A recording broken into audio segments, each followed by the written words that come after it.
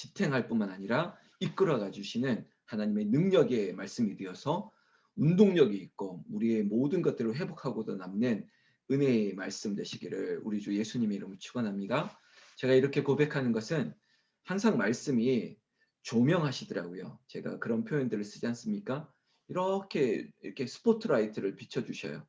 그리고 내 마음의 어두운 것도 비춰주시고 또 내 앞에 가리워져 있는 것들도 환하게 드러나게 하시고 또 내가 잘못 삐끗하고 넘어지는 그 순간에도 하나님께서 그곳을 비춰주셔서 정신 차리게 하시고 정말 말씀이 신비할 정도입니다. 제가 이렇게 고백하는 것은 오늘 주신 말씀도 어제 그리고 오늘 이어져 가는 내 삶을 또 내 심령을 주님께서 너무 잘 아시는 것 같아요. 그래서 콕콕콕 찍는 것 같아요. 그러니까 이 정신을 못 차릴 정도로 자 주님 그렇죠. 내가 주님 말씀대로 살아야 되는데 제가 또 잠시 제 생각을 하는군요. 이럴 때가 많습니다. 목회자 스스로 또 설교자 스스로 말씀에 은혜 받는다는 것은 여러분들에게도 꼭 은혜가 되었으면 좋겠다라고 하는 또한 소망과 또 간절함이 있는 것입니다. 오늘도 주신 말씀에 저와 여러분이 큰 은혜 받으시기를 다시 한번 거듭 축원합니다. 여러분 오늘 말씀 보세요.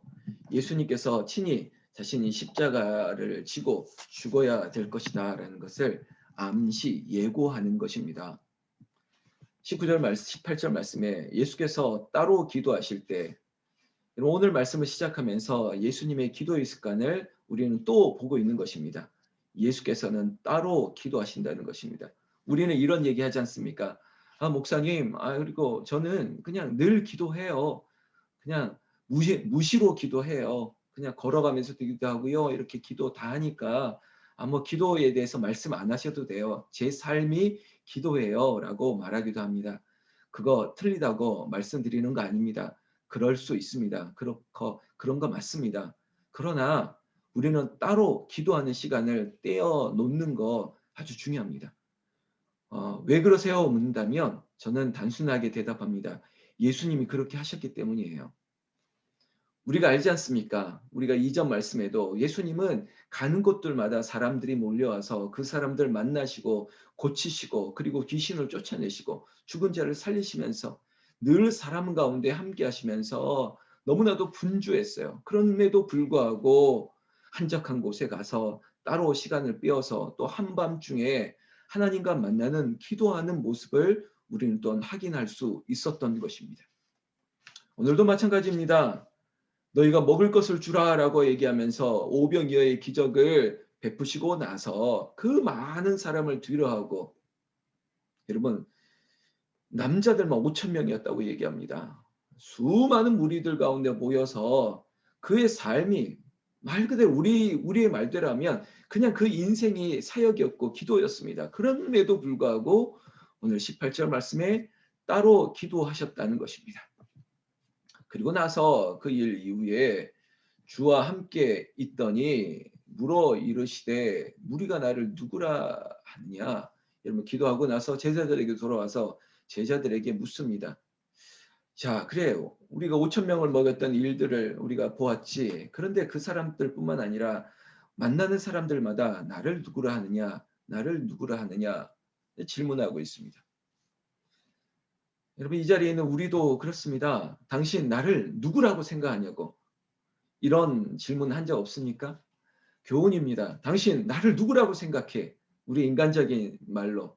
담임 목사를 누구로 생각합니까 도대체? 남편을 누구로 보는 거야 도대체 당신? 자식들에게 야 부모가 너희들에게 뭐라고 생각하니? 돈 벌어오는 기계로 생각하는 줄 알아? 내가 이 집의 식모야? 나를 누구로 보는 거야? 여러분 우리는 이렇게 질문을 할 때가 있죠. 오늘 예수님이 동일하게 질문하는 걸까요? 아닙니다. 예수님은 우리와 결이 다르세요. 나를 누구라 하느냐? 제자들이 이렇게 대답합니다. 더러는 세례 요한, 더러는 엘리야, 더러는 옛 선지자 중에 한 사람이 살아났다 하나이다. 여러분 이 대답 보면서 누구 생각납니까? 헤롯 생각나지 않습니까? 헤롯 주변에 있던 많은 사람, 제자들이 들었던 말이나 헤롯의 판단이나 제자들의 생각도 별반 다름이 없다는 것입니다. 아무리 예수님 옆에 있었다 할지라도 그들이 듣는 소리는 예수님이 친히 하시는 말들보다 바깥에 있는 세상 사람들의 말을 더 많이 듣는 거예요. 예수님이 그게 좀 답답한 거예요. 너희들 내 옆에서 친히 내 말도 듣고 하나님께서 하시는 일들도 보고 그랬지 않니? 그런데 아직도 나를 누구인지 모르니? 제자들 보세요. 더러는 누구라 하나이다. 그런데 여러분 이 얘기 가운데 중요한 거 말씀드릴게요. 남들이 누가 뭐래도 네가 나를 어떻게 생각하느냐 이거 중요합니다.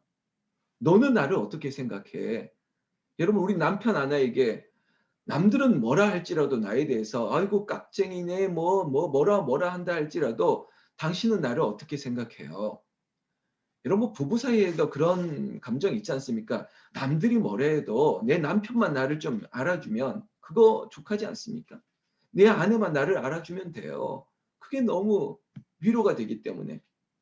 몰라줘도 내 자식만 알아줘도 되고 예수님께서 이런 질문할 때 더러는 이렇다 하나이다 할 때 예수님은 그렇게 말씀하는 거예요. 아니야. 너희는 나를 어떻게 생각하니? 너는 나를 누구라고 생각하느냐? 이겁니다. 권사님은 저를 누구라 생각하세요? 집사님은 담임 목사를 누구로 생각하세요? 이렇게 질문하고 싶는 거예요. 남들은 뭘 할지라도 저는 권사님의 생각이 중요해요. 권사님의 말씀이 더 중요해요. 그때 베드로가 대답합니다. 여러분 12제자 중에 그래도 뭐니 해도 그래도 화끈한 사람이 베드로입니다. 실수가 많아도. 베드로가 대답하잖아요. 많은 사람 가운데 제자들 가운데 너희는 나를 어떻게 생각하냐 했을 때 베드로가 그래도 당신은 하나님의 그리스도이십니다. 여러분 다른 복음서 중에 우리가 잘 알고 있는 구절이 있지 않습니까? 하나님의 아들 살아계신 독생자 예수 그리스도 이런 대답들 제자들 베드로가 그런 대답을 하는 거예요. 이 말씀이 right 맞다 이 말이 맞는 거잖아요. 이 고백 이거 인정해 주면 돼요. 당신은 우리 집안의 가장이잖아. 아유 우리 집안에 없어서는 안 될 그런 존재잖아. 당신 내 남편이잖아. 이렇게 인정해 주는 것. 여러분 누가 인정을 먼저 해야 될까요? 가장 옆에 있는 사람이 그걸 알아줘야 돼요. 그리고 말씀해 줘야 돼요. 나는 이 자리에 있는 우리 사랑하는 권사님, 집사님, 장로님, 당신들의 인생에 가장 가까운 사람이 당신들의 그 마음을 그리고 당신들의 삶을 들여다보고 그렇게 고백해 줄 수 있는 그런 회복과 그런 새로워지는 역사가 있기를 예수님의 이름으로 축원합니다. 축원합니다. 인생을 더 사셨기 때문에 그런 느낌 아시겠죠? 알아주는구나. 모르는 줄 알았는데 알아주는구나. 아이고 저 양반이 이제 나이가 들어서 이제 정신이 돌아왔네. 나를 알아주는구나. 이 마음 들면 너무 고마운 거죠. 저도 그렇습니다. 아유 그래도 알아주시는구나. 너무나 고맙습니다. 요즘 제가 그런 감사가 있습니다. 우리 집사님들이 나를 알아주는구나. 제가 뭐 어떤 권위를 나타내려고 하는 게 아니라 알아주시는구나. 그래도 격려해 주시는구나. 그래도 목사 좋다고 말해 주시는구나. 이렇게 할 때마다 정말 힘이 납니다. 누가 그러죠? 남자는 칭찬을 먹고 산다고. 남자는 인정받는 걸 굉장히 좋아한다고. 이 자리에 있는 인생을 더 사셨던 선배 여러분들, 우리 남편들 보면 별거 아닌 거 인정받는 거 굉장히 좋아합니다. 왠지 아세요? 제가 그런 것 같아요. 우리 사모가 이렇게 인정해주면 괜히 좋아요. 어제도 사실은 어떤 우리 교회에 오실 것 같은 한 부부 중에 한 남자가 찾아왔어요. 남자가 찾아오기 쉽지 않거든요.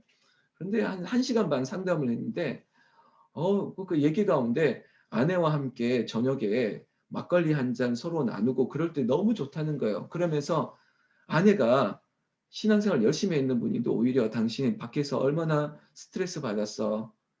그러니 나랑 한 잔, 우리 막걸리 한 잔 하면서 풀자.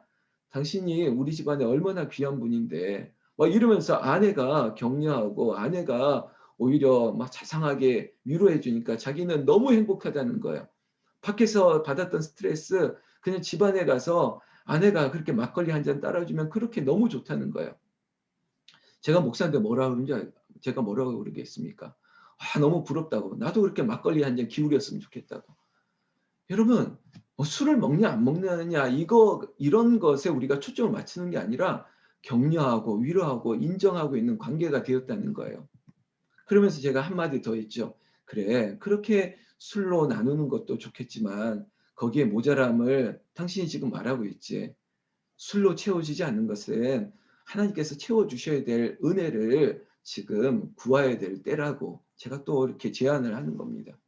사랑하는 성도 여러분, 제가 오늘 여러분들에게 그저 남편과 아내와 가족에게 인정함을 받고 위로만 받는 것으로 끝나는 것이 아니라 성령님께서 거꾸로 내가 나를 누구로 주님께서 너무나도 잘 아시고 성령께서 아시고 혹 내 가정에 내 남편 내 주변에서 나를 못 알아준다 할지라도 그때가 아니라 할지라도 성령께서 우리를 위로하시고 이 자리에 있는 한 사람 한 사람을 위로하시고 때가 있다. 그때가 있으니까 내가 너를 안다. I know.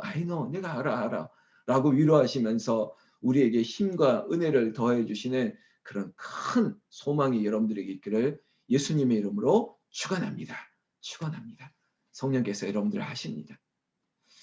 예수님께서 제자들에게 경고했습니다. 오히려 이 말을 아무에게도 이르지 말라.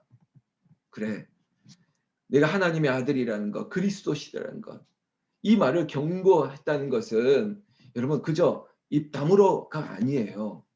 그저 이 은혜를, 이 사실 안에 너희들부터 먼저 확신을 가지고 그 확신을 가지고 살아가라는 거예요. 그저 이 일 때문에 아유 목사님은 그렇다라는데 이렇게 말하는 게 아니라 그 감동을 그 은혜를 이렇게 모셔 살라는 거예요. 그러면 시간이 지나면 다 알게 된다는 겁니다. 성경 22절에 이르시되 이제 십자가의 죽음의 예고를 합니다. 인자가 누굽니까? 성육신하신 당신을 가리키죠. 하나님의 아들 예수 그리스도 당신이 내가 고난을 받고 죽임을 당하는 것 그리고 3일에 부활하는 것 그 이야기를 처음 이 제자들에게 밝힙니다. 여러분 속마음을 이제 밝히는 거예요. 이런 거 있어. 내가 이렇게 30년을 기다리고 3년의 공생에 그리고 곧 이 십자가의 죽음이 곧 다가오는데 아직도 모르겠니? 그러면서 이 십자가의 죽음을 예고하고 나서 한 번 더 말씀합니다. 23절 말씀이에요. 우리에게 이르시되 아무든지 나를 따라오려거든 자기를 부인하고 날마다 제 십자가를 지고 나를 따를 것이니라. 여러분 제자들에게 지금 나와 함께하는 것 중에 네가 하나님의 아들 그리스도라는 것도 알고 그리고 내가 이제 진심을 얘기했지. 나는 죽어야 돼. 나는 이 일을 위해서 왔어. 이런 얘기 가운데 제자들에게 그래? 그렇다면 너에게 아까 전에 말하지 말고 마음에 새기라고 했던 게 이런 거야. 진심이면 나를 따라와. 그러려면 deny 자기를 부인해야 돼. 나는 아무것도 아닙니다. 이러면서 나는 아무것도 아니야. 그저 나는 쓰임 받을 뿐이야. 그러면서 그저 너도 십자가를 지고 나를 따를 것이다 라고 권면하고 있습니다. 여러분 십자가가 뭡니까? 지금 나에게 주어진 것이에요. 나는 나의 십자가를 지는 것입니다. 제가 어제 이 말씀 또 밤에 준비하면서 저 자신을 돌아봤습니다. 김 목사 네가 지고 있는 것 왜 너만 진다고 생각해? 성도들도 지고 있는 거야. 너만 지고 있는 게 아니야. 그러면서 너와 함께 걸어갈 사람들이 얼마나 많은데 이거 보십시오. 여기 새벽에 있는 여러분들이 함께 이 길을 걷고 있지 않습니까? 그러니까 누구든지 네 목숨을 구원하고자 하면 잃을 것이요. 누구든지 나를 위하여 제 목숨을 잃으면 구원하리라. 여러분 먼저 네가 deny 먼저 부인해. 네가 스스로 아무것도 아니라고 인정해. 그리고 네가 먼저 죽어. 네가 아직 자존심이 안 죽잖아. 네가 아직 혈기가 안 죽었잖아. 네가 지금 죽지 않은 것이 있잖아. 여러분 우리가 앞서 우리가 부부와의 관계, 가족과의 관계도 얘기했지만은 나를 알아주지 못한다라고 말하고 있는 그 마음 속에는 아직 내가 죽지 못한 것이 있는 그의 사실인 거예요. 저도 그래요. 제가 아직도 죽지 못한 것들이 너무 많더라고요. 그러면서 이 말씀 붙들면서 그래 내가 더 죽어야지. 내가 더 죽어야 돼. 왜냐하면 이유가 분명하더라고요. 내가 죽어야지 모두가 살기 때문입니다. 여러분 억울해하지 맙시다. 저도 가끔 그럴 때가 있지만 다시 한번 말씀으로 새깁니다. 하나님 나를 통해서 살리기를 원합니다. 성경 말씀에도 25절에 사람이 만일 온 천하를 얻고도 자기를 잃든지 빼앗기든지 하면 무엇이 유익하리요? 누구든지 나와 내 말을 부끄러워하면 인자도 자기와 아버지와 거룩한 천사들의 영광으로 올 때 그 사람을 부끄러워하리라. 여러분 그저 나를 내세우고 나의 자존심 그거 세우고 나서 다른 사람을 잃어버리면 어떡하겠습니까? 여러분 우리가 한번 죽읍시다. 그리고 또 죽읍시다. 그리고 고백합시다. 제가 잘못했네요. 제가 부족하네요. 그 고백들을 해나가면서 내가 죽고 다른 사람을 살릴 수 있는 오늘 가정에서도 그리고 여러분 만나는 사람들 일터에서도 직장에서도 학교에서도 나를 통해서 오히려 더 많은 것을 얻을 수 있는 은혜가 있기를 예수님의 이름으로 축원합니다. 마지막 27절에 내가 참으로 너희에게 이르노니 여기 서 있는 사람 중에 죽기 전에 하나님의 나라를 볼 자들도 있느니라. 그저 말씀 그대로 한다면 예수님을 바라보는 것이 하나님 나라를 바라보는 거예요. 여러분 하나님 나라가 멀리 있는 것이 아니에요. 지금 이 본문 그대로 한다면 하나님의 나라가 어디 있느냐? 어디 있습니까? 여기 저기 있는 것이 아니라 네 마음에 있느니라. 그리고 하나님 나라를 본다는 것, 이것을 본다는 것 또 무엇일까요? 지금 제자들 앞에 누가 서 있습니까? 예수 그리스도가 있지 않습니까? 우리의 영이 깨어 살아있다면 그대로 보는 거예요. 예수님이 여기 계시는구나. 당시에는 제자들에게는 더러는 누구다. 그래 베드로는 하나님의 아들 그리스도다. 그래 하나님 나라의 주인은 누구냐? 여기 있지 않습니까? 예수님이 여기 있어요. 하나님 나라를 지금 보는 것이에요. 오늘도 하나님 나라를 보십시오. 멀리 있는 것이 아니라 지금 당신이 새벽에 불을 밝히는 그곳에 하나님 나라가 있습니다.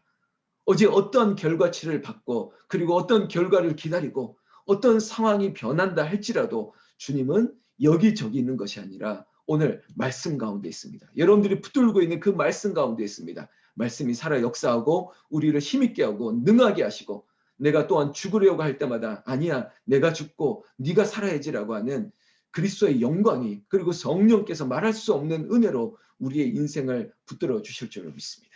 사랑하는 성도 여러분 오늘 우리가 믿음으로 말씀으로 이 말씀 부여잡고 가장 가까운 사람에게 아버지 나의 위로를 나의 자비를 긍휼을 나눌 수 있는 귀한 실천이 있기를 그것이 바로 예수의 길이고 또한 그 예수를 쫓아가는 제자의 길임을 저부터 고백하고 여러분들의 삶에 적용되어지기를 나는 우리 주 예수님의 이름으로 축원합니다. 축원합니다.